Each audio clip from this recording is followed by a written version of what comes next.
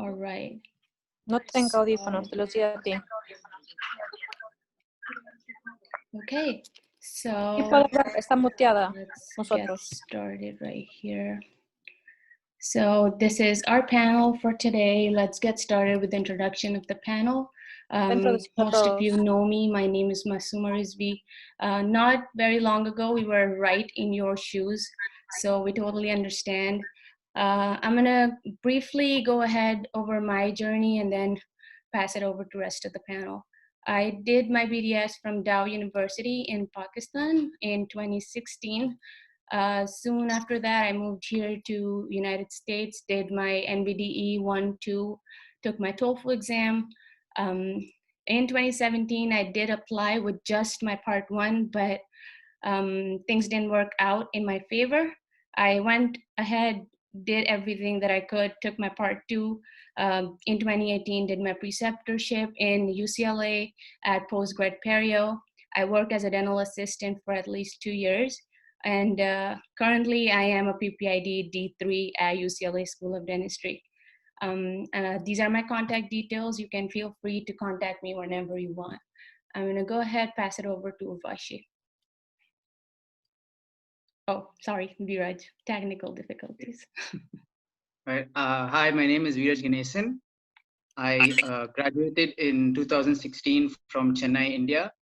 After that, I was working in a couple of private clinics and in the government hospital as well. And during that time, I gave my NBDE Part 1 and Part 2 and my TOEFL in 2017. After that, I did a fellowship in a university as well. And then finally, after 2 cycles of CAAPID, I got into the PPID program at UCLA for the class of 2021. I now pass it over to Urvashi. Viraj. Hi, everybody. I'm Urvashi. I did my BDS from Nair Hospital in Mumbai, India in 2017, following which I took my national boards Part 1 and Part 2 in 2017 and the TOEFL as well while I was in India. In 2018, I went on to doing my fellowship in periodontics and restorative dentistry at the Rutgers School of Dental Medicine in New Jersey, USA. Following which, that was the year I was applying to schools, and I was fortunate to actually make it to UCLA School of Dentistry in my first attempt. And 2019 is when I started my DDS at UCLA School of Dentistry, and I'm also a third-year student currently. I'll now pass it on to Joseph. Hey folks, I'm Joseph Shenouda. I graduated from Mission International University in Cairo in 2013. I had my first MBDE in 2014. My second MBDE was in 2017. I had my internship again in Cairo, Egypt, and then I did Air Force military. I served as a dentist there in 2015. And then I worked from 2014 throughout 2019 in different private clinics. I got into UCLA after my third cycle. My first cycle, I didn't have my second MBDE exam.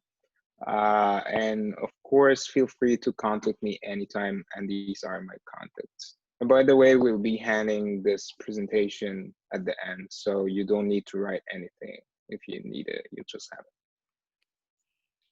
Okay, so just an announcement. We have a little surprise at the end of the presentation, so we would appreciate if you guys can just stick around through the whole thing. Let's get started. So, elephant in the room, CAAPID. So it is centralized application for advanced placement for international dentists, which is the abbreviation. Basically, it's a portal through which you apply to a bunch of dental schools throughout United States, and it is designed for people who wish to practice dentistry in United States or in Canada. So while I was going through some new updates from ADA CAAPID, I came across this link of ADA CAAPID application guide. It has made things a lot easier, answered a lot of the questions that most of the applicants have. So I highly recommend you guys going over this. We're gonna give you the presentation, so you're gonna have the link to it. In general, your journey should look like something like this. You get your dental degree, you get your transcripts. So get all the transcripts attested and sealed in your university envelope or in an envelope with a university stamp on it that says that it's sealed from the university. At least have 3 sets of it made before you leave your dental school, because over here there will be a couple of schools that's going to require it from you. Then get your ECE evaluation done. It's a good idea to get course by course evaluation done, and also keep them in the envelopes they come in a sealed form. And because some of the schools want officially sealed transcripts, so keep them sealed. If you want to scan it later on, you can open one and scan it. Then there are standardized testings. For our times, it was NBDE 1, 2. Beginning of June, it's going to be INBDE, which is integrated and NBDE. We'll talk about it further. Then it's TOEFL. So NBDE and TOEFL are the mandatory exams that you got to take before you can apply. And then there's ADAT, which is Advanced Dental Admission Test. It is not mandatory, but it is preferred by some institutions. Then it's a statement of purpose and your CV, which is basically a reflection of your personality on a piece of paper, both on a personal level as well as on a professional level. Once you're done with your mandatory stuff, then comes your dental experience, whether you're a fresh grad or you've been practicing for 8 years, what you should be doing and whatnot. We're gonna go over each step as we go further. Moving on, I'll hand it over to Viraj to go over some of the application steps.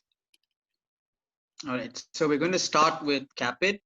So CAAPID is, like what Masooma mentioned, the portal that we use to apply to dental schools. There are around 26 to 30 dental schools in America that participate with CAAPID. This is only for the advanced standing program. So it's important to know that there are schools that don't participate with CAAPID as well, but that's a whole separate story. So once you make your application, you come up with a dashboard like this. It's fairly simple. You have your personal information, academic history, supporting information, and then program materials are what each school requires. I'm going to be going into more in your supporting information because that's the questions that a lot of you asked about.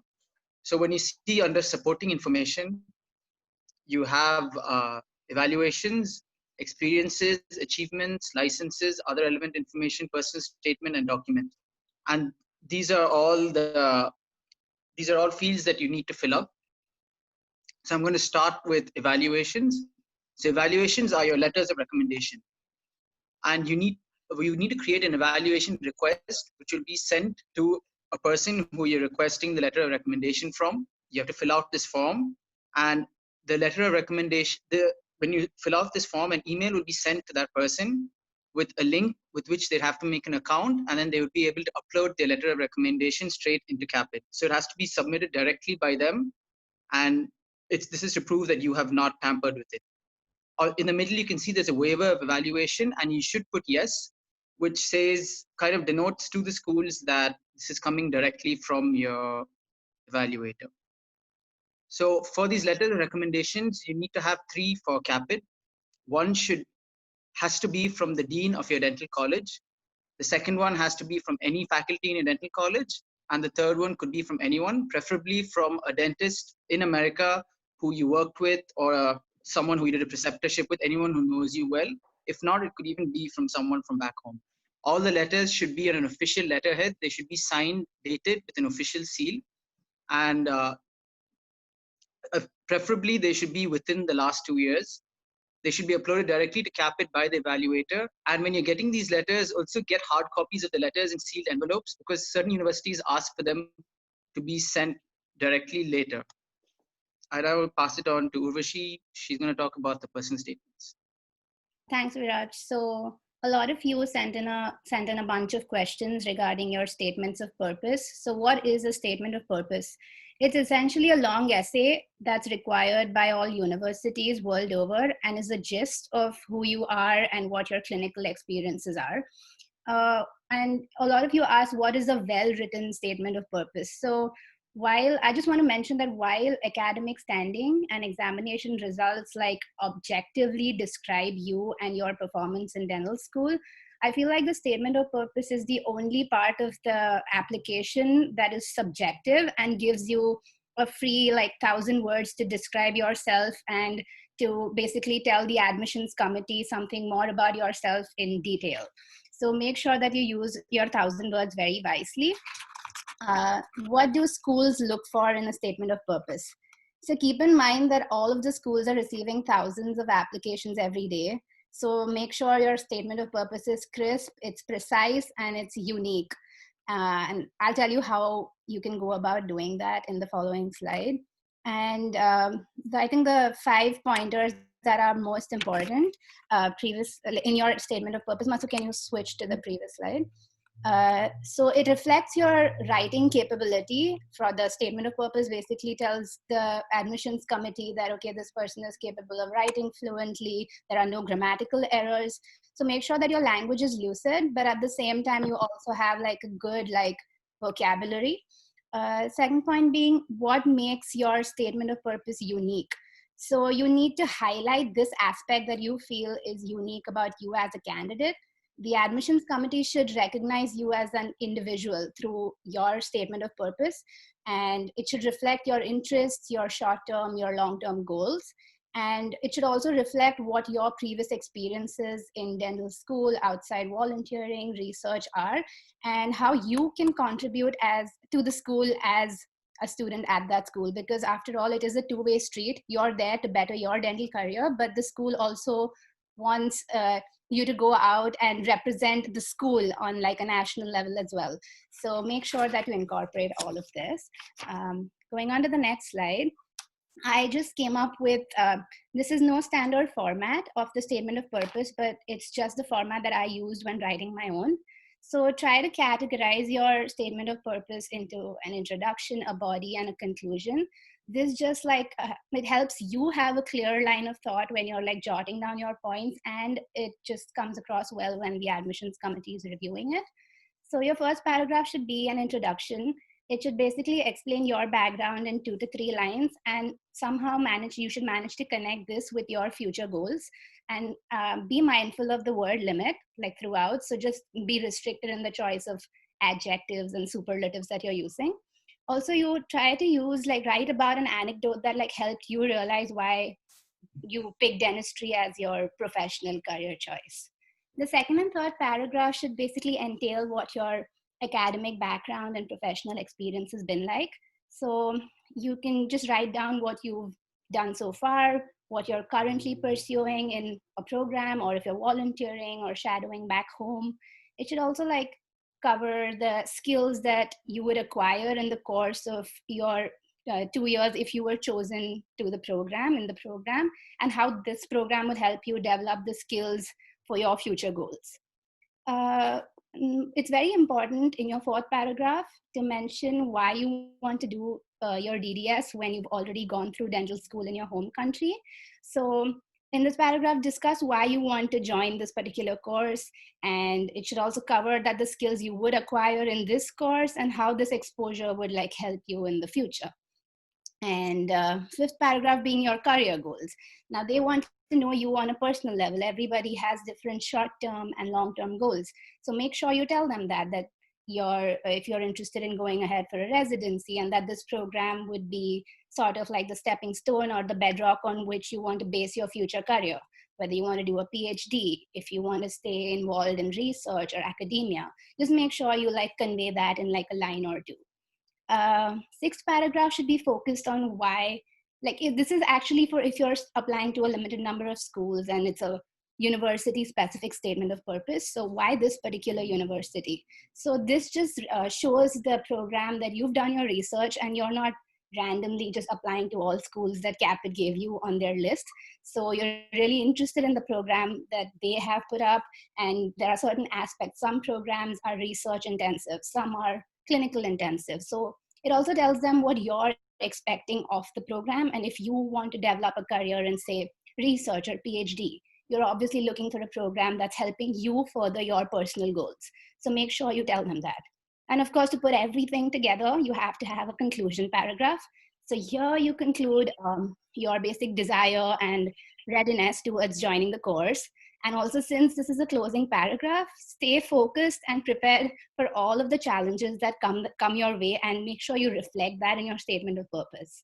It should also show that you're basically super excited about joining this course, and that this particular university, if they pick you, it would definitely make you would make a change in your career and would really help you further your future goals. So I would like to now hand it over to Joe, or am I speaking? No, you're. Yeah, I'd like to hand it over to Joe. Yeah, so now we're gonna talk a little bit about the MBDE exams. So for the MBDE exams, some folks asked me about the sources. There are plenty of sources that is available out there. Either First Aid, Mosby, Dental Decks, Board Bastards. I personally use different sources. Like first part, I use First Aid and Dental Decks. My second part, I use Board Bastards. But most importantly, which I recommend for those who didn't take the exam yet, you should join the Facebook pages, because when you join those pages, you don't feel like you're alone in this. It helps a lot. You actually see a lot of questions there that you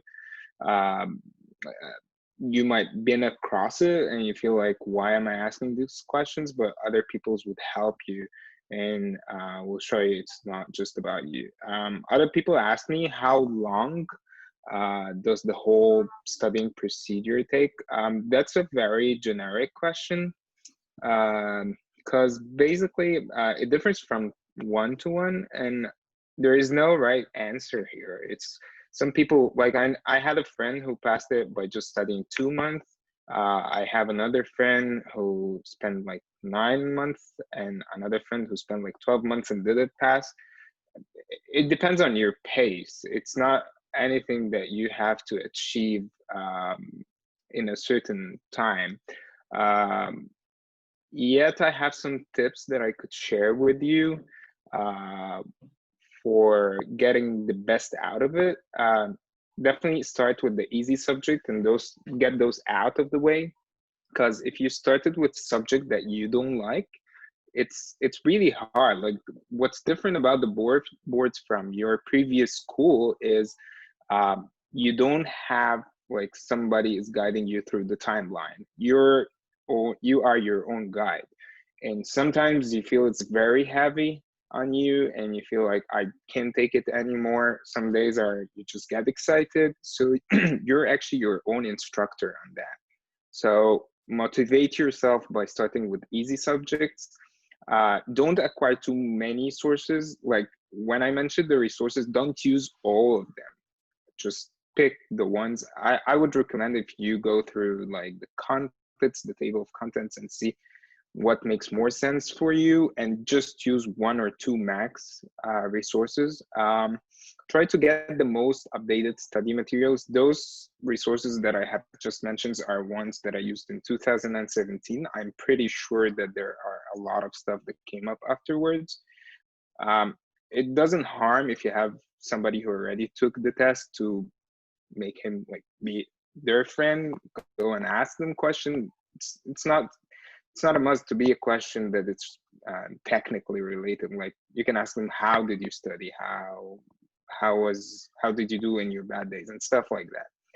Also, as it gets closer to the test day, it's very, very important to practice exam. Time yourself, because one of the hardest thing in the boards exam was the stamina. For me, I didn't have a 400 question exam in school, but that was the first time to see such a thing. It wasn't the board exams, like spending 7 or 8 hours having an exam.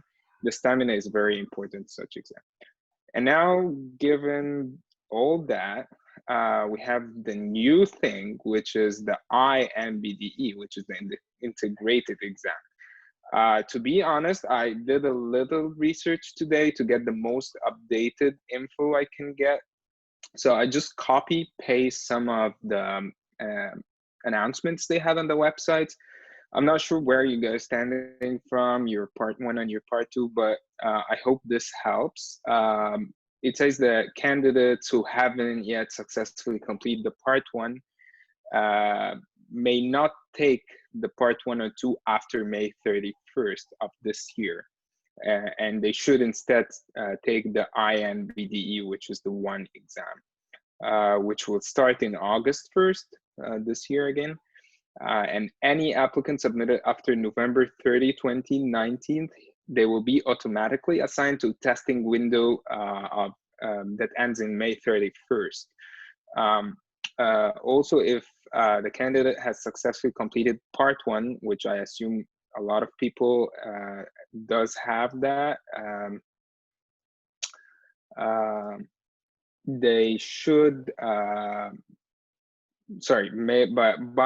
by May 31, they can take part 2 by July 31st, 2022.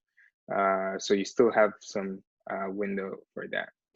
And also, I know you have a lot of other questions that you have in mind, so you might check the link I put in this slide about the frequently asked questions. It's on the Joint Commission website, official website. Another very important topic is the TOEFL exam. So again, some tips I have for the TOEFL is that you need to organize your schedule. It's very important. It's not an exam that you need to spend 9 months studying it for sure, but you can, I did the TOEFL like 3 times. I did it because it got expired and I wanted to reapply again. Each time it was an average of a month. Some people take more, some people take less. Another thing, review your grammar rules, because this is actually the most important thing in the TOEFL, is to have good grammar and sentence structure. It's not about your accent or anything related to speaking English perfectly. Look over pre-course material for sure. Check if you have all your needed supplies. You don't need to waste time on that. And of course, practice public speaking. Again, I recommend joining online groups. This one is there. It's called TFLEs. Also get super excited because it's an easy exam that you can ace it. Not ace it, but I mean, you can get really high scores in it. And it's one of the very few things that you have in your hand, because MBDE exams now is pass or fail. So you don't actually, if you pass like 100% and somebody else passed like 70%, both of you are equal. But this is something that you can make it matter. And finally, of course, don't stress yourself about it. As for the scores itself, I would say aim higher than the minimum requirements. Don't aim the minimum requirements required by every program, because I'm pretty sure that most candidates are having higher scores. And my own recommendation, minimum apply with 100. I would definitely recommend applying with more than 110 even. I got these are the TOEFL scores for UCLA. Some schools like UCLA actually require specific scores for each specific sector. So I'm not going to go through it really quick, but it's very important when you're looking for the TOEFL scores, because that's something new, is to look for something called the best scores. UCLA, for example, they don't consider the best scores. So the best scores is basically, if you took the TOEFL more than once, it comes out with a report, like gives you the best scores you had in every section, like the best score in listening of this exam and writing of the previous exam and so on. So make sure you understand very well what the schools requires in everything. Another very important topic is the CV and resume for sure. Some folks ask me about the template. UP has a template there, which might help you to do the format. That's a screenshot from the template, and that's the link where you can actually access the template. It can help you out with a lot, with like, if you don't have any idea how to formulate your CV, that will help. I also have some tips concerning the resume that I would like to share with you. So first of all, the basic stuff, which is GPA, TOEFL, MBDE, and of course the higher the better, but if you don't have high scores, it's not the end of the word. But you can enrich your CV with other stuff like CE courses, whether conferences. You can, since we're all staying home, hopefully now, you can do all these stuff online. Dental XP is one of the venues that you can enjoy online courses. I personally love it. Another thing you can add in your CV is if you have preceptorships, of course, and also if you present papers in national conferences, that's a big thing, put it there. Of course, if you did research or you published your research, again, put that in there. It's very important to highlight the points you want to draw attention to. I don't recommend people to stuff their CV with everything they did since they were toddlers. I mean, you can of course put some stuff that you did in old days, but it's very important to be selective when you do your CV. Put something in your mind that your CV is one of thousands that's being evaluated by the committee. And if you think that they have the energy and time to go through for sure they go through every single detail, but if they don't find it like super catchy, or it doesn't differ from any other CV, I think it's not an ideal situation for selecting your CV. So try to highlight, very important to try to highlight your what makes you different in your CV. And of course, you need to list everything in chronological order. And the picture, it's very debatable. I don't think it's a deal breaker if you put it or not. Some people say it's not professional to put it, some people does. UOP, for example, they already put their template and doesn't have a place for pictures, so you don't need to do that. And that was concerning the CV. Some other folks started to ask some questions about the GPA. So I'll be handing it to Masooma. Thank you, Joe. GPA is one of the biggest concerns that I found in all the questions that I got. So of course it does matter, but it's not like, just remember a rule of thumb that if you have a 3.0, yes, go ahead, apply, but try to balance out your profile by increasing the clinical experiences that you get in the US. Get into a course, do online courses, go do in-class courses, any clinical experiences that you can get through shadowing and stuff. You can always go do that. Anything below 3.0, my personal advice would be to go do another degree program in the US, because GPA does matter, and know that you are going to be competing against people who are always going to be on the side closer to 4.0 rather than 3.0. So I try to compensate and balance and try to spend your money in the right places. Also, know that the schools over here know how each country functions. So based on from where you are and which school you went to, they know how the grading system works. Not every school is gonna grade every person the same way. So everybody over here who's judging you, they know what the criteria in your countries are. So don't worry about it, and just take the right steps.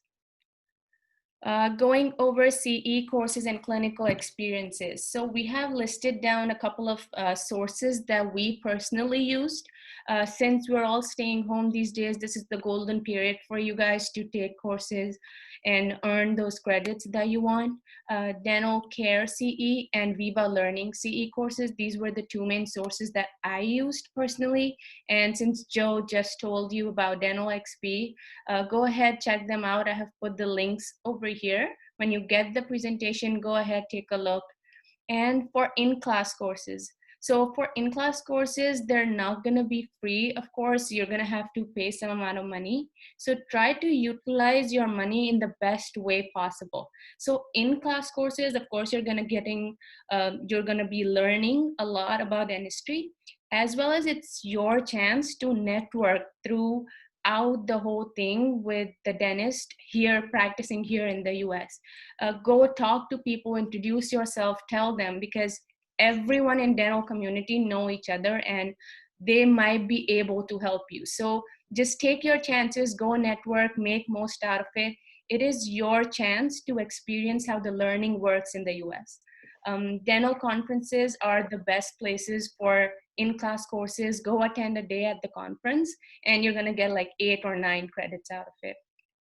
Also, in every area in the US, there are local sectors of dental societies. For example, for me, I'm in California living in LA. So for me, it was West LA Dental Society and San Fernando Valley Dental Society, which I went to go attend courses, and it was really good experience. And I did not regret spending that money on those courses. And make sure you get your certificate that says your name with the course on it, as well as the credit that you're getting. At the end of each course, you are going to be able to get it. Just make sure you're collecting everything. Then the clinical experiences, if you are still in your home country, of course, you're going to be practicing or going through a residency program. It's good. It's very good dental experience. If you're here in the US, you can be volunteering as a dental assistant, at a lab, as a lab technician. You can go to dental camps and help them cleaning up and setting up. The best opportunity in California, if you are a California resident, it is CDA Cares. They have about 3 to 4 events throughout California in 1 year. And it is a very good, very, very good experience. Other than dental volunteering, you can go to Red Cross and you can go reading at an orphanage or at a school. Your volunteering doesn't have to be just dental related. Other than that, you go shadow a dentist, do preceptorships. If you can work, if your visa permits you to work, go work as a dental assistant. I myself worked as a dental assistant for about 1.5 years, and it was the best learning experiences of my life.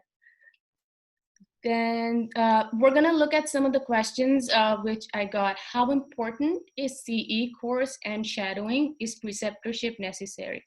So nothing is necessary per se, but do things that you think are gonna improve you as a dentist. Always strive to learn more in dental field. Don't just do things to add on your resume.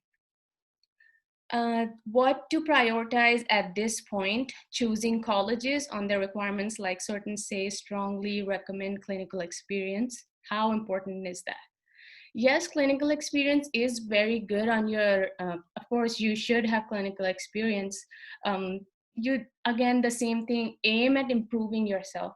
If you have a school in mind that, yeah, I wanna go to this specific school, then go visit the school, talk to people over there, try to do things involving the programs that are offered at that school. Just try to get involved in that school. Does it require minimum work experience? No, there isn't any fixed number of work experience that you need to have. After graduation with 1 year of house job, can we apply? Yes, you can apply. Do we need lots of experience before applying? So again, there's no quantity to specify. The only thing is try to better yourself at dentistry. Just keep going at it. Again, do we require clinical experience to apply? Again, the same thing, but if you see a school stating that they need 1 year of experience before you have applied, then yes, you have to follow whatever the school requires. Is volunteering and US shadow experience an important requirement? So in this situation, it is a global thing that's going on right now. So you cannot do anything, but of course, wait for it to settle down. Then you can come over here and start shadowing once everything settles down. It's fine. You can still go ahead, apply in this cycle if you want to. In which section should we? Okay, so about the sections, in my first cycle in CAAPID, there was a separate tab for CE courses, but in my next cycle in 2017, they had taken out the tab of CE courses. So you can either just leave it on your CV or put it in other relevant information. Research, a big topic. Research is something that's going to show you another perspective of dentistry, which is hands-on, other than clinical dentistry. So I'll go ahead and answer some of the questions here. How can I get into research? So the best way is approach professors at a school, keep going at it, be resilient, be persistent, because those professors and principal investigators, they're very busy with a lot of things. So they're not going to reply back to you right away. Wait for it, keep going at it, maybe visit their office, go show them yourself, keep going at it. Just don't lose hope if they're not replying to your first or the second email. Name any institute outside of school. I'm not aware of that because usually schools are funded through the dental associations and the government to conduct researches. They get grants and stuff like that. So I'm not sure if there are any organizations that do research other than dental schools. How important is research experience? It reflects really good on your profile when you apply to schools, yes. It teaches you a very different perspective of dentistry that you've always learned. Like, for example, the dental research that I did back home was very different than what I learned over here in the US. So definitely it's a good field to get involved into. Definitely should look into it. Okay, so for fresh graduates, Urvashi is gonna go over this. So a lot of you sent in questions asking if fresh graduates actually have a chance when they apply. I want to debunk this myth, and yes, and definitely yes, you have a chance. Don't let that deter you from applying. Next slide.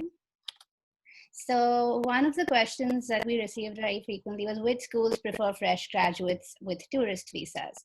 So I think going in, you have to realize that most schools are going to accept students with a tourist visa. They may have preference for people with a green card or a citizen, but I think except for University of Illinois, Chicago, Tufts, University of Florida, Minnesota, Iowa, and University of North Carolina, I think those are the schools that blatantly state that they're only going to be accepting citizens or green card holders. So please don't let your visa status deter you from applying. And to speak about UCLA itself, I think we have a very diverse class. We have a lot of students on student visa, and we have a lot of citizens, a lot of green card holders. So just don't let that deter you at all. Next question. What can I do to improve my chances as a fresh graduate? So this was my concern going in as well. I kept comparing myself with people who were more experienced, who had just more time in hand to do more things than I had done. So just try. I think the only solution is to compensate for your lack of experience by trying to outdo every other applicant in every other field. So don't go in applying with your part one. I would recommend, if you're applying, try to finish taking your national boards when you're in final year or in your internship. So apply with both your NBDE part one and part two. Aim for a high TOEFL score. Like Joseph said, don't go crazy, don't keep retaking it, but just try to apply. If you have a score that's below 100, don't go in applying with that. Retake your TOEFL, try to improve your score, and then apply again. Also, 1-year courses in the US, preceptorships, shadowing, volunteering, research, all of these things definitely help. So knowing that we have to know our limitations, and we know that we lack clinical experience. So you try to overcompensate by going and shadowing maybe another dentist in your home country, because I believe dentistry that was taught to me in my school back home was very different from the dentistry that I saw people were practicing outside in the city. So it's just newer technology, newer materials that you want to be aware of before coming here. So I think opportunities are endless, and so that's how you're going to improve your chances. Next question being, how important is experience in the United States, and would they expect me to have a lot of experience in 4 or 5 months if I just graduated? Again, that's a very valuable, it's a valid question, and it crossed my mind several times as well. But like I said, I think they're comparing you with your timeline. If they're seeing that the student had say 5 months post-graduation, they just want to look at you being relentless in those 5 months and you having given it your all in those 5 months. So I don't think they're going to be comparing you with somebody who graduated from dental school, say 10 years ago. So just clinical experience in the US, again, is not mandatory, but it's definitely preferred. And I believe my experience at Rutgers taught me a lot about dentistry in the US. We didn't have insurance back in India, so it teaches you about that. I think something as basic as the way we approach patients, the way we talk to them, treatment planning, everything's different. So it does help you a lot that way. And like I said, I don't think they expect you to have some crazy amount of experience, and they're comparing you with you and you as a candidate. So don't let that stop you again. And how to make up for lack of work experience when you're a fresh graduate. Again, I said this, overcompensate in all other fields. Apply with both parts, present posters, papers, just do all you can, okay? Next question. Oh, so the next part is visa related questions. Again, we had a lot of questions about visas and if applying with a tourist visa. Yeah, so the first question, do non-green card holders, non-citizens get admission? Yes, most schools would prefer citizens or green card holders, like I said, but our class, I'm just speaking from experience, our class is diverse. We have a lot of students who are on a student visa. We have Masooma, who's a citizen. We have a lot of people who are green card holders. So I don't think they're looking at your visa status when they're like picking a candidate. Yes, they probably, like, I don't know all of this. This is all speculation, but I don't think like that they're only like they're trying to save money on like sponsoring student visas or anything. The fact that they do have an international program, I think they're very well aware of the fact that people are going to have like visa issues that they're going to have to deal with. So yeah, except for the schools that I did mention who are blatantly stating that they prefer those students, yeah, you can go ahead and apply on a tourist or a student visa. Oh yeah, we got one question that said, I'm on an F1 visa because I started a vocational course. Am I applicable to this program? Yes, you're applicable for sure to this program. I think I was in Rutgers on a student visa. All I had to do was get my F1 status transferred from Rutgers to UCLA, and it's like one form that you just get filled and you submit it to the applications committee, and that's fine. Next question. Okay, so we're talking about money matters. So before I talk about anything, I just want to let you guys know that it does add up. I don't know which country you all are from, but I think the conversion rate is different for everybody. So it does add up, so plan ahead. And we don't want to be shocked going into the application that, oh, we weren't prepared for this, and then you've spent all of this time, money, energy in taking your national boards, and then you figure that you can't go ahead with it. So it's always like good to be informed of the financial aspect of things as well. You will be receiving this presentation, and I've made a note of, I think, the average cost for most of the things. I've tried to be as accurate as I can. I went onto their website, but please forgive me if some figures are off. One thing that I would like to draw your attention to is what I personally did when I took my part 1 and part 2 was that you're paying all of this money for like travel and stay and then for the exam, and you're making this trip to the United States. Might as well make the most of it and like maybe contact a school that you're interested in applying to like shadow for maybe 3 days. Or I was interested in doing, what I did was I clubbed my NBD part 2 with my interview for the Rutgers program. So I completed both of that and both of those things in the same trip. And then the next time that I entered the States was to start my course at Rutgers. So that's one thing that you can do. Another thing that I would like to draw your attention to is when you're ordering the ECE copies, just note that the first copy is $40 and every subsequent copy is $25. So say you order 5 copies first, you're going to be paying $40 for the first copy and $25 for every subsequent copy. But say you need to order 3 more copies. So again, the first copy is going to be $40 and the next 2 are going to be $25. I know it's just like $15 to $20, but like I said, like you're spending all of this money and it just adds up, and who doesn't want to save $25, right? So just like go ahead and just keep that in mind. Also, I think the other things you would be aware of, but tuition fee, so I think it ranges from like $200,000 to $400,000 because we're all international students. I think the CAAPID link, the CAAPID web page does have a list of the schools with like, I think an estimate of the fee amount per quarter. I think UCLA is $20,000 per quarter. That's just the tuition fee, and living expenses are an additional cost to that. And I think the other costs are just costs, yeah. How to make your application stand out. I think Joseph will be talking about this, so I'm just gonna ask him to continue. So that's a very important question, how to make your application stand out. If I have some tips to share, your application is not just one thing, it's everything about you. So try as much as possible, avoid long unexplained gap periods. Like if you have like an unexplained 2 years of not working, you should have put something in there, even if it's not directly like private clinic. Maybe you were volunteering, maybe you were shadowing, something in there. That's very important. Another thing, show every aspect of yourself in proper amount. Like you're, at least that what I was used to be back home. Back home, it was just about dentistry, but here it's not just about you being a dentist.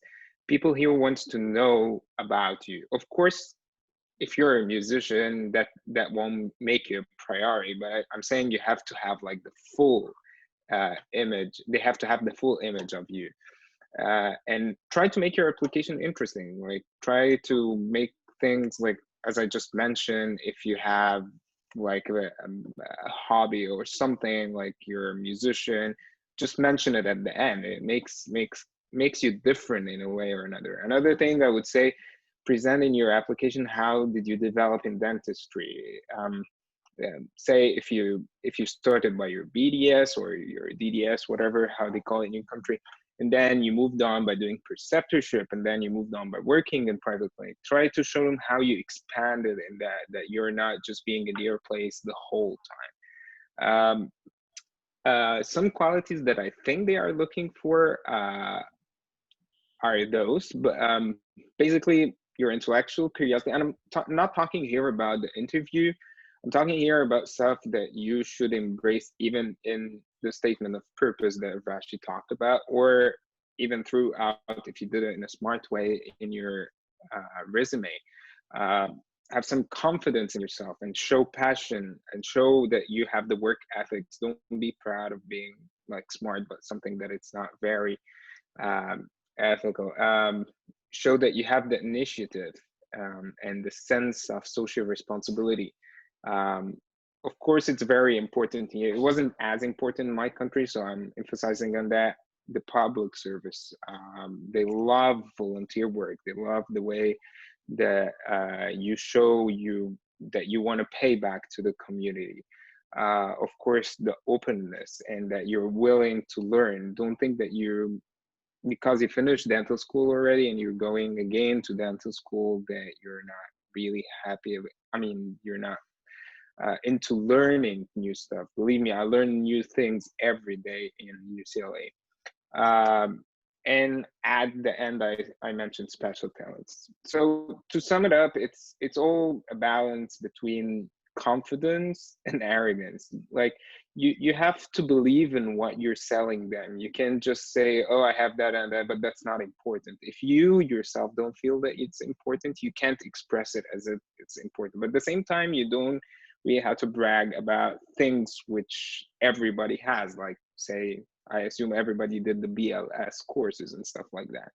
So, I mean, just try to find the right balance to present yourself in a right way. And in other words, I think if that's an answer that I would put, they are not looking for someone, they are looking for the best version of yourself. Just try to sell yourself in the best way, because that's what they are looking for. We have 20 people in our class. Believe me, no one is like the other one. And I'm very happy to meet them all. Okay, let's talk a little bit about strengths points that I've been discussing. Of course, if you did anything in the United States, it's better than abroad. If you did hands-on courses, it's better than online. If you did, sorry, that's masters, it's typo. It's better than courses. That being said, but 3 out of our class are the only ones who did masters. So don't stick to these. I'm just giving you a rough roadmap on the things that is usually stronger, but that doesn't mean that that's the only things they are looking for. Next, please. Yeah, some people asked me some questions about requirements and considerations of each school. Well, to be honest, if any school has specific requirements, they are stated by every school on their website. So if you're interested in certain schools, just go check their website or through the CAAPID portal that we put the link in the beginning. Also, I had some specific questions. Someone asked me how to check if you're suitable for the program or the probability of getting in the particular program. That's a very good question, but it's very hard to answer. I mean, put in mind that your competitors change every year. If I want to put it in the term competitors, but let's say the people that you're compared with are changed every year. And again, they want the type of personality of yours. They want to get those best candidates that can serve in this program. So I personally, I'm not in the committee, but I think that one of the things they are looking for, they are not just looking for you personally, they are looking at a bigger picture. I know that doesn't sound helpful, but what if you have anything in your hand that you can control is what you have right now. Don't try to add things that doesn't make sense. Don't try to get courses that doesn't make sense. Don't overload your resume and CV with things that aren't really helping you. Instead, do things that help you, that keep you the person you are. Another very important question, does the 2007 graduates still stand a chance of getting acceptance? Yes, you have a chance. The probability, I have no idea. Because again, I'm not the one who decides, but I definitely met a lot of people who was graduated around 2007 who matched in some schools. We have a less close number in UCLA, like in 2009. We have someone who graduated 2009 and he's in our class. So yeah, I would say that's possible. And now we'll talk a little bit about the experience. So I'll hand it to Viraj. All right, thank you, Joseph. So we got a lot of questions about people saying that they don't know where to include certain things in their CAAPID applications. I just want to go over that. So usually it's people are confused between experiences and achievements. So when you're going to add your experiences into CAAPID, you get a drop down where you can see all the things that are listed. And I'm just going to go over a few of them that a lot of people were having concerns with. So the first one is dental related experiences. So this is anything that's related to dentistry. It can be a preceptorship or even a shadowing in dental clinic. It can even be a dental job that was paid or unpaid. This even includes any dental assisting, especially for people in the US. It might have been unpaid, but you still include it in there. Under employment is any work that's done outside of the healthcare field. For example, if you're working at a restaurant or you're working in a library or anything outside the healthcare field. Under mandatory internship, this should only be an internship that was required by a university for graduation. If it was an elective internship that did after graduation, it would go under dental related experiences. I know there are certain countries, example for India, where we had to do a mandatory internship for us to graduate. So that would go under mandatory internship. Non-dental healthcare is any healthcare experience outside the dental field. For example, if you are working in a hospital as a receptionist or as a technician or like as a nursing assistant, then you would put it under there. Now for extracurricular activities and volunteering activities, people are getting confused about that. So volunteering activities is any charitable work that is unpaid. It can be dental or non-dental. So for example, I know a lot of people might have volunteered with Operation Smile. That is charitable volunteering work that is dental. And non-dental work could be something with an orphanage where you just went to them, you're helping the kids with their homework or just with the day-to-day activities, or even if you were just helping out in your community. Extracurricular activities or participations in events, academic clubs, any competitive teams. Again, it does not have to be dental. I mean, when you're listing these extracurricular activities, try and limit it within the past 10 years. No one's interested in something that you did when you were a child, because it's not really going to reflect much on what you are right now. And try and include things that are relevant and not just random things in there. For example, you can put music or you can put sports. Those would be acceptable. Next is in your achievements. So under achievements, you have awards, publications, and presentations. So for awards, awards are any trophies or medals that you got. Again, this could be dental or non-dental. Always dental ones are what they look for most, but then you can also put in non-dental ones. That's okay. And for your non-dental ones, try and be honest. Don't just put that you got a medal for participation. Try and put something that you actually won a prize for. Like, for example, a swimming competition or some football tournament. Those are okay. And don't exaggerate things, because when at the time of your interview, when you go in there and they find out, it's not going to look very nice. For presentations, this is something that fresh graduates should aim for. So while you're in dental school, you should do a lot of posters and paper presentations at national conferences or even just student conferences. And publications or any articles or journals, again, this could be dental or non-dental. And try and get a lot of awards that you can if you're a fresh graduate.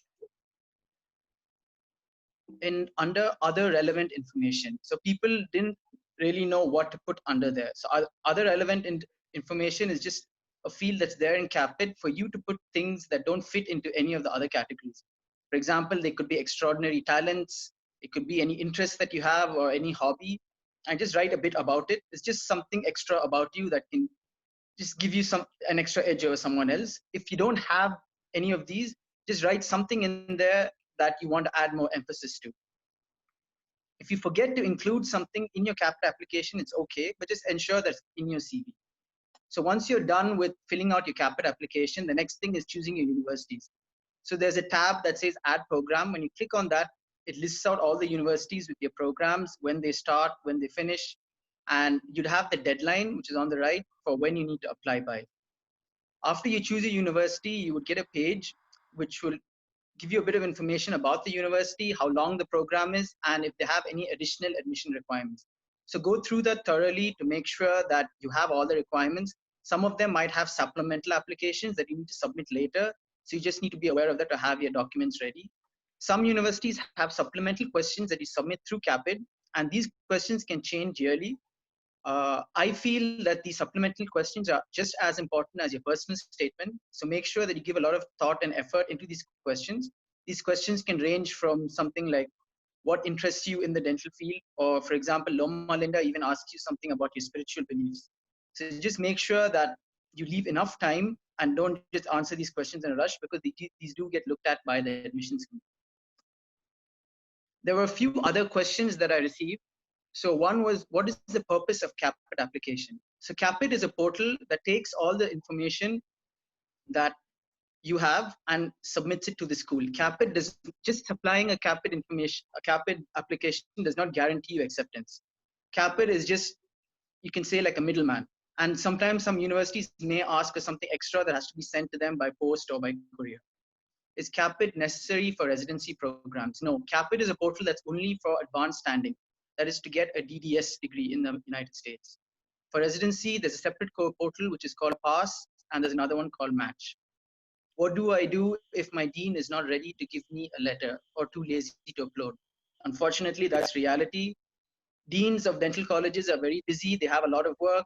You are just one student out of thousands they have to deal with.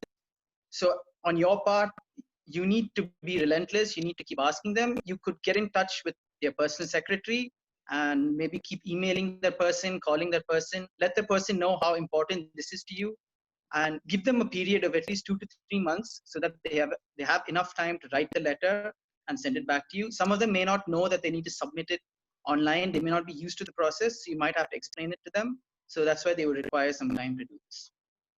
So once your application is done, you submitted everything, and congratulations, you get your interview call. So in your interview, the most important part is the discussion with a panel. The panel usually consists of faculty in the university, And this is the time where they already know about you. They've looked through your personal statement, they looked through your CV, so it's your chance to sell yourself. So they're going to be asking you a bunch of questions, but in the end, you are the one leading your interview. So you need to always go in with your strong points. The most important advice for this is just be yourself. They want to know you. They don't want to know who you are not. So just speak the way you normally speak. They already know what they want from you, and this is just like an additional thing for them to reaffirm whether they want to take you or not. On the same day as the as the interview, usually there's also be a bench test. Not all universities have it, but from what I know nowadays, most universities do have it. So a bench test is like a skills test, which will be usually on a mannequin. And the most common exercises are a class 2 cavity on a molar or a crown preparation. Some universities do have additional ones that they would let you know before the bench test. Usually once you get accepted for an interview, universities will also send you an email with what they expect you to do on the bench test, and also additional requirements. For example, a class 2 cavity of one school, they might have a specific depth and width, and another school might be something different. So make sure you're familiar with all that. Ensure you practice enough before you go in for the bench test. That's totally up to you how much skills you have. You can go practice at your local dental clinic, or you could buy a compressor and a handpiece and do it at home. There are different typhodons, so find out which teeth that the school uses. Usually they're Kilgore or Columbia, but find out which that school uses and practice on those, because the feel would be a bit different. Make sure you practice well. There are bench test courses that are offered. You have courses abroad and within America. They're all good. Personally, I think that a lot of bench test courses in America are considered better because they are offered by people who are currently in the universities here or have been through the university here, so they know the exact requirements that you would need. I now pass it on to Masooma, and she's going to talk a bit more about specifically for California schools. So California schools, they are a little bit different, but let's go through the questions. Does UCLA and UCSF need research experience to get into an international program? There's no such thing as a need, because it's not like one of their mandatory requirements, but of course it is a great boost in your profile, and it's really, really appreciated by the admissions committee. Is there more weightage for California residents for UCLA? No, the answer is no. Your acceptance in a dental school is not based on where you live, whether you're in New York, California, or even in your home country. It does not depend on where you live. In my class, in the class ahead of me, the class which is coming in, everyone is from different parts of United States, different parts of the world. So even, for example, the panel that we have today, all 4 of us are from different places. It's just me who's from California, and that's it. Another question, any special tips for UCLA or California schools? So California schools have their deadlines earlier in the cycle, around at the end of June or early July. So have everything ready before March 1st. Get done with your CAAPID application either on March 1st or the first day of the cycle, or latest by the first week. Because once you're done with your CAAPID, there is a whole another process of supplemental applications that needs to be done. So maximum you should be done latest by the end of March with supplemental applications, with your letters, with your reports, everything. You should have all your ECEs, TOEFL, everything that you need to submit before even the CAAPID application cycle opens up. Of course, get involved in research and stay involved in the school that you're most interested in. Next question. What did you think UCLA liked in your profile? So I think all the things that I worked for, I had a reasoning behind it. I knew what I wanted to do. I had my eye on the prize. So I went ahead, I did everything that I could. So there was this rule that I made for myself, which was I'm not gonna be home during the week unless it's a Sunday. So I was working 6 days a week, and I would find opportunities around my city, around my area. So it's not too inconvenient for me, but still I'm involved in something that's making me a better dentist and a better applicant. there is a thing organized by UCLA School of Dentistry called Core Build-Up Day, where they invite pre-dental students, and also it is extended for international dentists. So we're gonna let you know when it's happening, so you can come over and we can have a look at your personal statements. You can even bring a prep that you've already made to just get it checked and get it critiqued. We'll let you know when that's happening. So there are these miscellaneous questions that did not fit any of the category, and I'll pass it over to Urvashi to answer it, and then we'll conclude the presentation. So the first question was, should we register for the ADA membership? ADA is the American Dental Association, for those of you who don't know. To be honest, I didn't, and I don't think any of my friends on the panel did as well. We're all now members, student members through UCLA, and it's free of cost but for us. But if you don't mind paying the membership fee, which I think is $200, I think it's good to be a member just to keep yourself like informed of what's happening, what are the new acts that have been passed, any like advances in dentistry, any changes in dental school curriculum. So I think there's no harm done if you can accept it, but yeah, of course it's not mandatory. And would applying in the current scenario be wise? So I think it's a global pandemic. Everybody is sort of aware about the limitations that come with it. But I don't think that should deter you from applying in any way, because we are applying for a cycle that starts in, we're applying now for a start date of 2021, I'm sorry. So I don't think I hope that this does not last that long, but yes, you may have certain difficulties because of the offices at school being shut. Maybe the admissions committee isn't as responsive to your emails, or maybe you guys are finding it tough to reschedule exams, like some of you may not have taken your part 2 and that has been postponed to a later date. Some people maybe want to like better their TOEFL score, but I think you can contact these services, contact Prometric, and see what they have to say.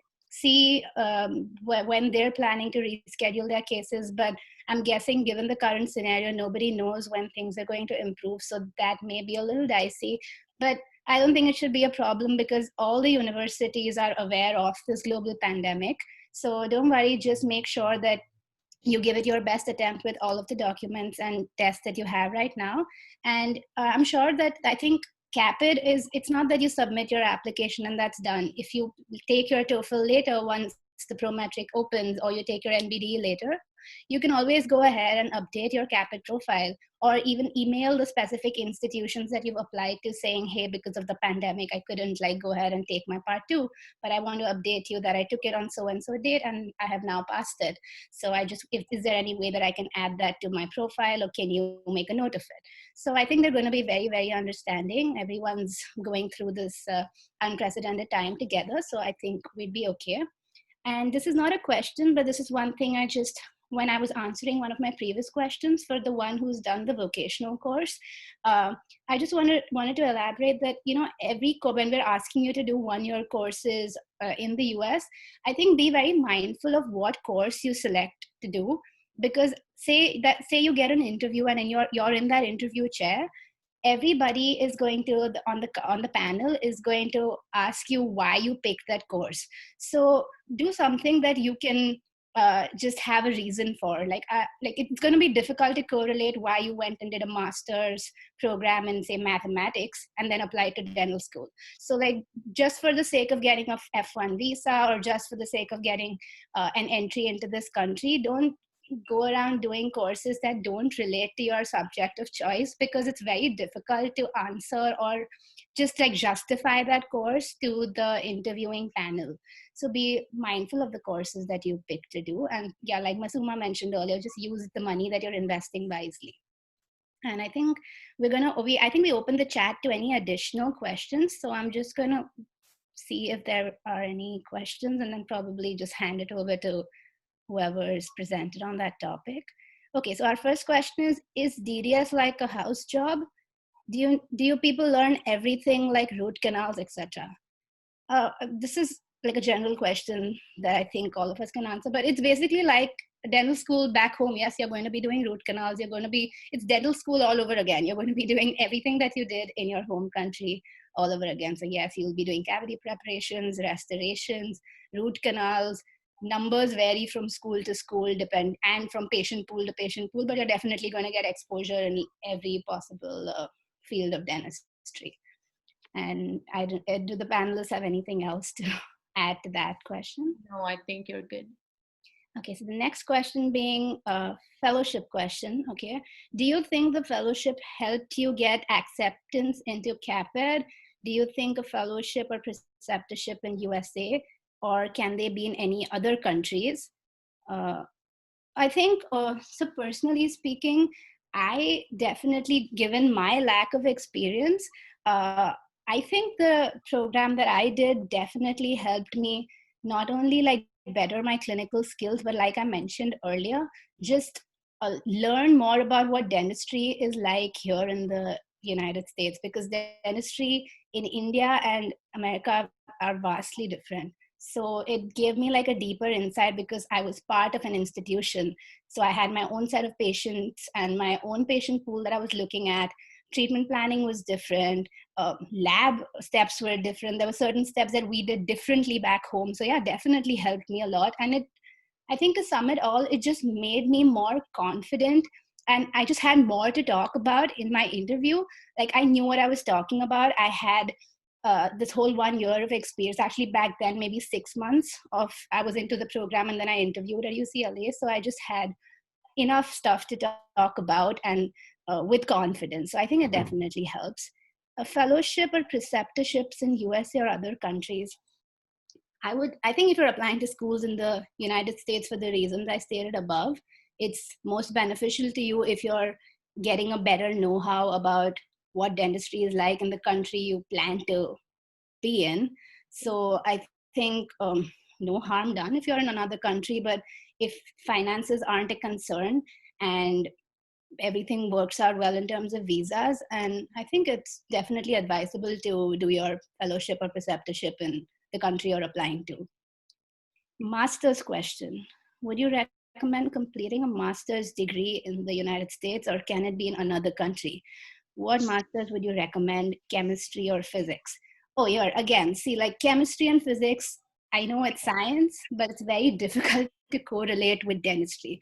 Like, I'm sure they're going to ask you about your experiences in the interview. They're going to definitely ask you, okay, so you went through 4 or 5 years of dental school and then you did a master's in physics and now you want to do DDS. So I don't know how you're going to like fill in the blanks there or join the dots there. So just make sure that you're investing your money into the right courses and you're kind of paving your way to your, future goal. And I think Masooma has, yes. Something. Yeah. So if you are considering a master's degree, it's always advisable to do it here in the US, because one, you're here in USA, you're getting a degree from the country that you want to practice dentistry in, and once you're here, you can be prepping for your NBDEs, you can be shadowing, you can be getting a lot of dental experiences during the breaks that you get during your master's program. So not only you're getting your degree, you're also increasing or collecting more clinical experience in dental field. So people might have reasons of doing it in some other countries. And I have a friend who did a master's degree from England. So, but again, in my opinion, it would be better if you get your degree here in the United States. Going to the next question, what is the approximate total capital? So we talked about that. In an entire cycle, I think when I calculated, it was about 2,000, where I applied to 10 schools. It was about $2,000 to $2,500,000. Then which other school except UCLA is good for fresh graduates? So again, UCLA is not one of the schools who's going to accept all the fresh graduates. Our class is a mix of people with people who have done postgrads. There are periodontists in our class. There's Urvashi who just got out of school. Then there's me who had 3 years before I started my another school. So we have a whole lot of mixture. Joe Joe graduated, what, 5-6 years ago? So it's a mix. Do they offer student loans? Yes, they do. And it's regardless of your visa, because it is offered, private loans are offered to students on student visa, and people with green cards and citizenships, they can apply for federal loans. For the ones with CGPA below 3, what type of master's program does dental school in US offer? Master's programs too. Yeah, so you can, if you are interested in getting a master's degree at dental school, you can go for a master's in oral biology. But again, oral biology is going to need a GPA above 3.0. But you can always go for a public health program, and it is always considered a very, very good boost in your profile to go do a public health master's. Guys, given the current pandemic situation, I would highly recommend like going ahead and doing your public health, because I think maybe as dentists, we're losing our jobs, but the public health professionals aren't. So that's my take on the subject. Okay, next question. Usually every resume CV should be from recent to older experiences, for example, 2020 to 2017. But UOP's format is opposite, it's chronological. So can probably answer that. Earliest to most recent. Yeah, Joe answered that. In the current. So again, go ahead. Yeah. Okay. So I think it's not a deal breaker whether you started from the earliest or the oldest, but just take something like UOP. They have something fixed that. So if you're filling it for UOP, just do it the way they want. Exactly. Okay, next question. In the current situation, what would you suggest to do to make your application stronger other than online CE course? There's nothing else you can do right now. Just do CE courses. If you have a setup with compressor and stuff at home, you can practice for your bench exam. You can practice interviews with your family if you have here, or maybe with your friends over Zoom or Skype or whatever. You can do all these kind of things. How to make application UCLA specific?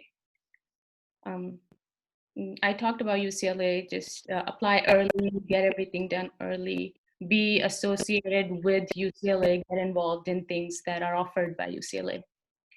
I have something to add for the previous question. What you can do sitting at home. I think you have a lot to learn from students who got in, and more importantly, from those who didn't get in.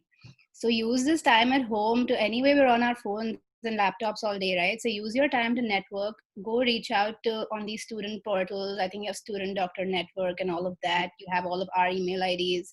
Go and reach out to people who've not just made it to dental school, but who didn't. So at least you're like learning from their, like, you're not like avoiding the pitfalls that they made. You're just like learning from their mistakes. And if that helps you, even if 1 point out of the 30 points that you collect from talking to 5 people helps you, I mean, you've won the lottery, right? So I think that's something that you can do. Okay, so what did all you guys who got selected have in common? Nothing. I don't think any of us have anything in common. Yes. We're very different from each other. The only thing that's common is that we like each other. Mandatory by UCLA, like our minimum TOEFL score and like our GPA. I don't think like we have anything that's very different. Yeah, and now that you have to pass the second part. Oh, second part makes any sense. Yeah, second part. How to try your best to get into the first cycle. Okay, so it's Urvashi's question. Wait, what? What was the question? Sorry, I was distracted. How to try your best to get into the school in your first cycle?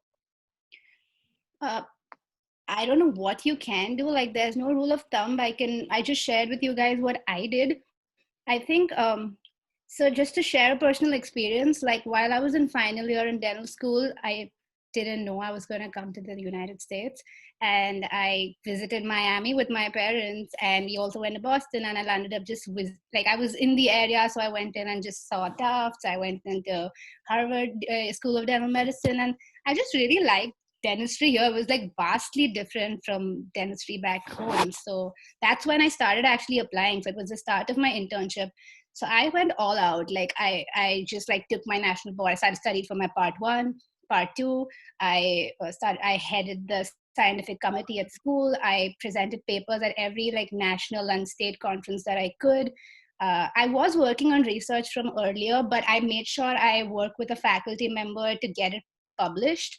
So that's something that probably helped. Then I knew that I was lacking clinical experience. I started looking up courses in the United States that I can do in the 1 year that I will be filling out my CAAPID and probably interviewing if I got lucky. So that's how I landed up doing the course at Rutgers. And like touch wood, but I'm so glad things worked out. And I think you just have to be super relentless. And I think if you have your eye on the prize, like Masooma said, like I think that motivation just stems from within. When you really want something to work, I think it's a dialogue. The universe conspires to give it to you. So just like make sure that you're just relentless and do all you can. Don't be disheartened if you don't get in. Just know that you've given your 100%. For the person who said they graduated 4 or 5 months ago, if you go to sleep at night thinking, okay, I've maxed out my capabilities, I've done all I could from my end, and I'm submitting this CAAPID application, as long as you sleep well at night and tired just working on your application, I think that's half the battle won. So just do all you can. And then there are always external factors. There's always some luck involved. And so those are factors that are not in our control, but all the factors that are in your control, like just max out, go all out, go all in, and just give it your best. And I hope all of you make it in whatever attempt it is, but just be relentless. I think the two things that CAAPID requires, we discussed this earlier, is motivation and money. So as long as you have both of these, I think you're going to make it. So I think it's fine. Okay, so we're gonna answer 2 or 3 more questions because we're running a little bit behind. So I'm gonna hand it over to Viraj to answer some of the questions that we didn't cover in the presentation, and then we'll get to the end of it. Okay. Experiences with the organizations. No, they don't, but that does not mean you can go ahead and just lie and say whatever you want. Be honest. You are a dentist. You're not here to be lying. And I'm sure that whatever you have is good enough to get into a school. And which are the schools that do not participate in CAAPID? I don't know all the schools, but I know there's a school in San Antonio and a school in Minnesota that don't participate. So you could check those out on their websites. Then how important is bench tests? Bench test is just a part of the interview day. It's not the only thing that determines whether you get in or not. So the admissions committee, they look at your CV, they look at your statement of purpose, they look at your skills, and then how you speak as well on the day of the interview. So yes, it is important, but it's not the only thing. So if you don't do too well on your bench test, it doesn't matter. Just make sure you ace your interview. And talk about your experience on getting loans. I don't have much expertise on that. Maybe Masooma, you could talk something about that.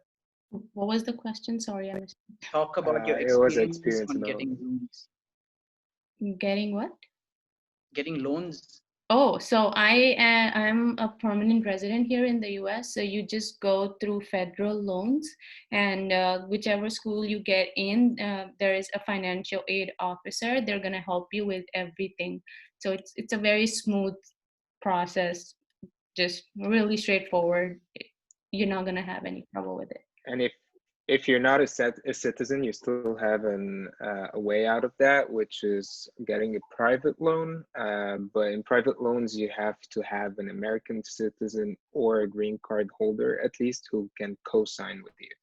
So it's not a dead end if you're not a green card holder, but you should find your co-signer because it's very important. I think the only difference is I think the ones on a visa pay a higher interest rate on their loan as opposed to. It is.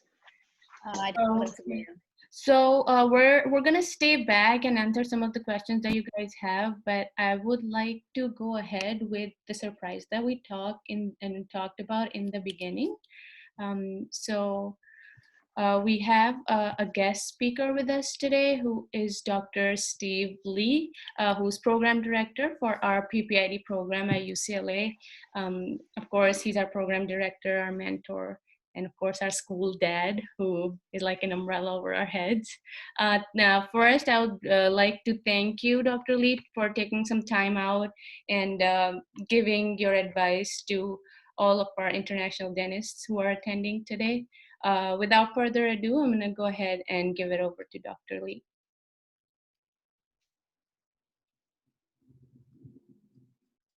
Well, first of all, thank you, thank all of you for participating in today's webinar. No matter where you are in this world currently, certainly we are all having a great impact as far as what's going on with COVID-19 pandemic. And we certainly hope that you and all your loved ones are staying safe and healthy. I also want to take this opportunity to thank the four presenters today. They did a fantastic job in presenting a lot of great information. I myself have 5 pages of notes that I took during this presentation, so thank you very much for that. I don't know particularly where all of you are in your application process, if you've even started that process as of yet, but my recommendation is certainly, I think a lot of the presenters mentioned, start early, certainly be very organized and be well prepared. And lastly, and most importantly, be sure that you read the instructions and be sure that you follow the deadlines, that you meet all the deadlines, because that's actually part of the admissions process. One other thing that I would like to note is that there's a lot of information out there, including information that was presented today, but I would caution you on where you're getting that information. There are, again, lots of blogs and student doctor networks and all that stuff. And be sure that, because there are sometimes wrong information that is out there, so be sure that you check the source of the information and that it is certainly accurate. At the end, in the end, I want to make sure that I want to share with all of you guys that that you're even one step ahead than you were about an hour and a half ago, because there was a lot of great information that was presented. And I hope that you use a lot of this information to be able to move forward and apply it. So with that said, be well, stay healthy, and I'm going to turn it back over to the presenters to see if they have any final thoughts. Thank you. Thank you, Dr. Lee. Thank you, Dr. Lee. So let's, do you guys want to go ahead with the questions? I don't know where we stopped. Yeah, so there was a question about a YouTube video just came out from Casey Does Dentistry. I don't know who that is. Anyway, advising students to not apply to Marquette and Indiana because they don't have an active IDP. Do you have any info related on this? No, we don't have any info related on this. And I know Marquette only takes in 2 spots. So yes, it is pretty competitive. Indiana, I'm not sure. Maybe you could ask Casey Does Dentistry. I did apply to Indiana. They have very specific requirements for which I worked really hard to get to those requirements, but still something happened during the application process, and I don't know what happened, but they did not get my NBDE report. So they just apologized to me at the end of the process that we were not able to get all of your info, so you are not considered as a candidate. But I'm pretty sure there is an active IDP program at Indiana, because I know some people who are still at Indiana. They're ready to graduate. All right. So there's a question, are the application fees separate for each university? Urvashi can go over that. Where is that? Are the application fees separate for each university? So going into CAAPID, I think CAAPID, like I mentioned on that slide, has a base fee. And the first school that you add to your CAAPID profile, that compiled with the base fee is $245. So the first school that you will be applying to will take $245. And every subsequent school that you add to your CAAPID profile will be $102. In addition to this, this is the fee that CAAPID takes, which is the mediator between you and the school. there is also an additional supplemental fee that goes in either with or without a supplemental application, because not all schools have an application, but there's a supplemental application fee that I think reflecting back ranged from like $20 to like $90 or $100. So that is also a separate application fee, and this is for each university. So there are a lot of details, and make sure that you go through each school's website so that you don't like pay the 102 on CAAPID but miss out on their supplemental application or their fee. So because that would automatically disqualify you from the application process. So what I did is I made like a little took a little piece of paper and made like tables, and I noted all of this down before the cycle started, just so that like when the cycle starts, there are so many things. You're running around for letters, you're running around for your TOEFL report, or like UOP's own format of resume. Like there are 1,000 things you're thinking about. So being organized definitely helps. I'll try to look and just see if I can find my sheet of paper, my Excel sheet, and I would be more than happy to share that with you guys over email. I have all of your email IDs, but if I don't reach out to you guys, I will try my best. But if I don't, I think it makes more sense for you to make your own sheet, because you're all applying to different schools. You all may not necessarily apply to the schools that I applied to. So that would help. Next question. All right. So do you think Cali schools would extend their deadlines for CAAPID application?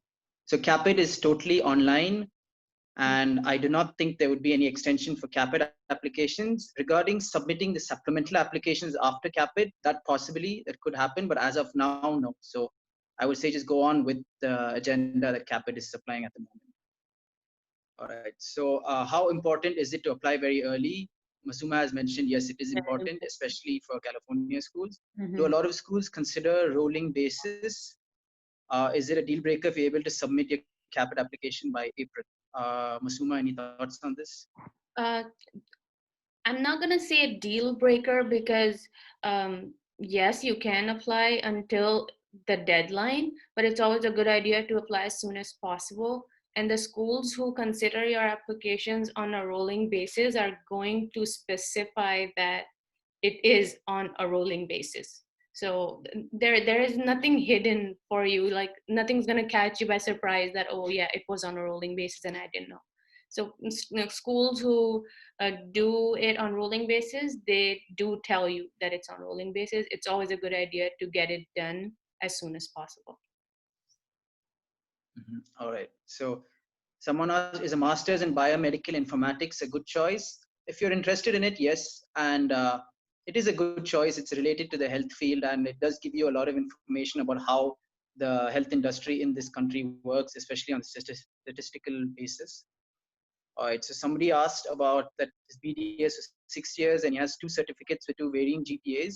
So like we mentioned, the GPA depends on your ECE evaluation. So when ECE is doing it, they take all your certificates and they come with a consolidated GPA. So that's the GPA that they look at. Right. So I'm going to be ignoring a few questions because some of these things we went over in our presentation. So which bench test course is good? Is it advisable to take a course in person or watching it online? Which bench test course is good? Everyone has gone to different courses. So whichever course a specific person went to, that's the one they would like the best.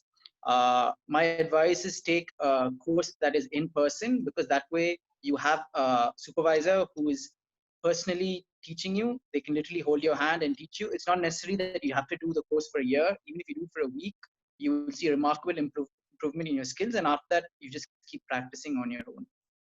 However, if it's not possible for you to do it in person due to it's just far to travel or it's just limited finances, you can also do it online, as long as you have an idea of what exactly you need and you know your skill level.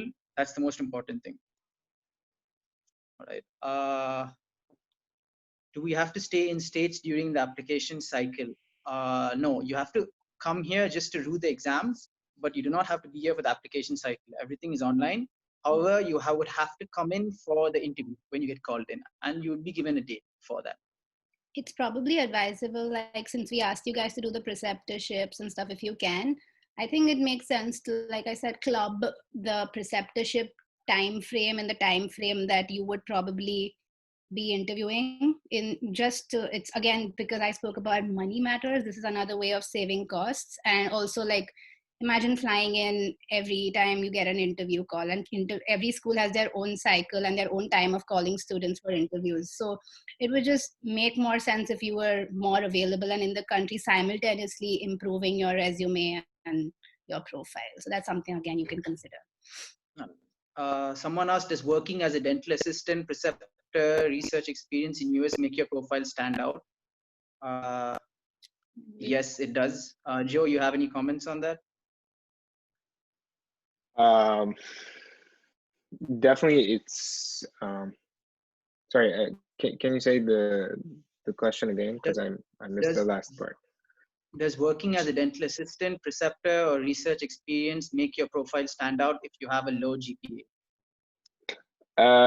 Definitely, it does help since you already have a low GPA. So you have, I mean, it's something that you need to boost your profile at the end. So that's the thing that you can actually work on. So yeah, I definitely recommend doing the dental assistant or the preceptorship. Research, again, it gives you a different perspective in your profile because you show them that you're not just into the clinical work. So yeah, I definitely recommend doing that.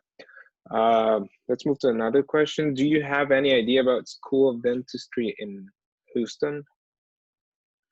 Prasida has answered that. She said that the school in Houston is about to start its international program very soon, and you might want to call and email them for more information. That's somebody who's done her master's in public health at Houston, and we'll speak to our friends and who've done masters and all of that, and in answer to your question, if they don't mind giving out their contact details, we can share that with you and you can directly communicate with them. If one doesn't get into DDS, what other options do you have? Like, dude, you're in the wrong webinar. That's all I can say.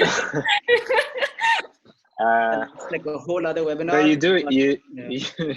you can go through residency. That's another option. Some schools, but I don't think in California, they can get you an AGD residency. But unfortunately, if you're planning to stay in California, it's very you need to cut a long story short, you need either to do a DDS or to practice outside California for a long time. So it's a whole another process, but there is options. So staying at this topic, that someone has asked, did you all have a backup plan if you didn't get accepted in DDS? I wanted to go do a master's in oral biology at UCLA, but then I got accepted. Guys, everyone should have I personally was planning to apply for residency in the US as well. That's for me. Yeah, for sure. Everyone had backup plans. For me, I would have either done a residency or I would have just stayed at home. My parents are dentists, so I would have practiced with them. So yes, I had a backup plan, but I was pretty confident that I could get into a school over here. And I don't think it's very difficult. Like I said, it's not necessary. You may not get into your first cycle, but second, third, fourth, and you will eventually get in. Yeah. So Joe, you want to answer this question? UCSF recently changed their requirements regarding clinical experience. They mentioned that they will prefer 2 years of clinical experience. Is it advisable to apply without that much clinical experience? Well, I've actually got an interview in UCSF in specific. I would say when any school places preferable, it means they will usually select their first candidates from this category. But does that mean, since it's just preferable, it's not a must? Yeah, you can apply and you have a chance to get in, but I assume that the chances are way less. So I would say apply. I'm not sure if they're gonna take you or not, or whether your chances are high, but yeah, I would say apply. Okay. Okay, another question we have, do any of you have an experience taking a Casper test? I don't know what's that. Me neither. So the rest of the Can question you submit? like, I'm gonna look it up. yeah, it looks like we have already answered these questions, the last four. If we can submit CAAPID application without TOEFL, yes, you can. You can update them once you get your scores. For a fellowship, yes, you do select a subject that you want to do a fellowship in. And volunteering anywhere that you would like is beneficial. Just keep in mind that you're aiming towards a dental degree. So keep that in mind. And no, CAAPID applications do not, they're not applicable to Canadian schools. So with that, we're at the end of our question session. Did anyone look up what CASPER was? I did. No, someone asked, do we get an F1 visa for a 3-month preceptorship? Yes, I think they give you a J1 visa that it still allows you to stay in the country. And this would be with the university. So it doesn't matter. The university would organize the visa for you. You don't have to worry about that. So I have heard something different, that usually the visas are issued for more than 6 months. So in order to do that, people who are seeking visa when they're doing preceptorships, they apply for 2 or more quarters in order to just stay in the US while they work for the preceptorship, and the visa is also valid. I don't think they issue a 3-month visa. Somebody says that it's for Indiana's university. Probably they are. It's a situational judgmental test, and it's a psychological test that will present you with realistic hypothetical scenarios and ask what you would do when faced with a particular situation. To be honest, I think that's a requirement solely for Indiana. If you're fixated on Indiana and invested enough to take the CASPER test and apply to the school, I think most definitely go for it, do it. But it's a one-off, like it's not required for other programs, and I wouldn't take it because it's not a logical. There are like other things to do. Like I wouldn't take the CASPER test. All right, so we've come to the end of our presentation, and thank you for everyone who's participating. Thank you to Masooma, Joe, and Urvashi for presenting. And any last comments by you guys? Just thank you to everybody. Thank you, Dr. Lee, for helping us out through this. And thank you, everybody, whoever is listening to me around the world. Thank you so much for staying with us for more than we promised. I know the time was valuable for everybody. We're going to be forwarding this presentation to everyone who attended today, and I hope it was helpful. You all have our information. If you have any more questions, if you need help with reviewing your resume or your statement of purpose, feel free to forward it, and we'll be more than happy to help. Just stay safe, stay at home, stay healthy, and good luck with everything. And just have faith in yourself. You guys are going to be okay. Yeah. Best of luck, guys, and I hope all of you. Thank you, guys. Stay safe. Thank you, Dr. Lee. All right, see you guys, and feel free to contact us with our contact details if you have any questions. We may take time to get back to you, but we will definitely help you in whatever way. We'll get back to you at the soonest right now because we're sitting at home, but yeah. Okay. All right. Thank see you guys. All right. Thank you.